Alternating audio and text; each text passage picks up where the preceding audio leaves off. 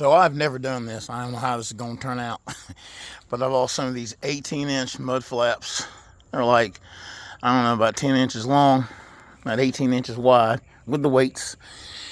And I'm going to put them on this fender of my Peterbilt 579.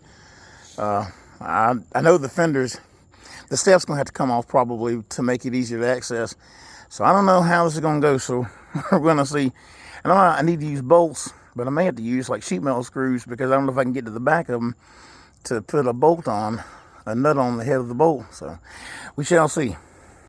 Taking the steps off is just like it was in my video of the battery changes for the T680 and the Peterbilt 579. It's the same thing. This one's a 17 millimeter. I think yours is probably the same, but you know, you want to make sure. Anyway, get your stuff together. You got 3 bolts here. I take off top and bottom, and then the step just lifts right off. I'm getting the fender off. It's got some holes already pre-drilled, but there's no way to get behind them to put your bolt behind it. At least not these two. I guess you could get a finger here, and no, I can't get mine in there. But I was like, I'm gonna go and get some sheet metal screws that are, you know, bigger around. I could take that off. I don't know if that's attached or welded on there. Fucking, I don't know. However, it's attached. Yeah, no, that's not coming off. So I'm gonna have to go get some bolts. That's not gonna come off of there. So we're gonna try to find some sheet metal screws that are big enough to go into these holes. Well, probably not in those holes. Go into some alternate holes here to hold it on there. Maybe we'll see if we can find a bracket or a bar with it too. So I ended up going down to Ace Hardware to pick up some self-starting screws. As you can see there, I don't know, a little more than an inch long, maybe an inch and a quarter.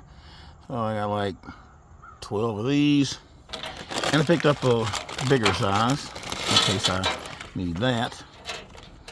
It's just a little bit thicker bolt. I mean, it's not much of a difference, but it's a little bit thicker.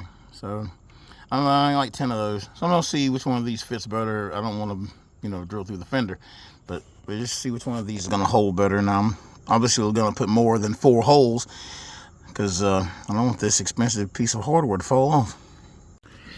I had one of these on hand because I ordered one when I was trying to build my credit. It's a digital level, right? And it's actually magnetic. Oh, it's a magnetic top to it. And it's actually sticking to the chrome of the stainless steel, so that's great. So anyway, I wanted to get it as level as possible. And you might not be able to do this, but you can eyeball it as best you can and get it as close as you want. But if you just but basically, if you go by the line, the little edge of the fender right there, if you go by that and the eyeballs looks level, it'll be really close to level down here. So if you don't have a level, you can always do that.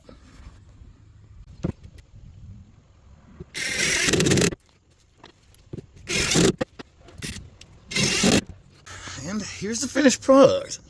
Again, it's not perfect. So if you find like maybe a stabilizing bar or a piece of metal you can put across there, I'd recommend doing that. I'm gonna try this and hope it holds. I think it looks pretty good. You know, going down the road. It's good enough for government work. Anyway, I hope you guys will enjoy the video. And don't be afraid to try some things yourself. A lot of times, you can save yourself a lot of money, you know? Anyway, have a great day.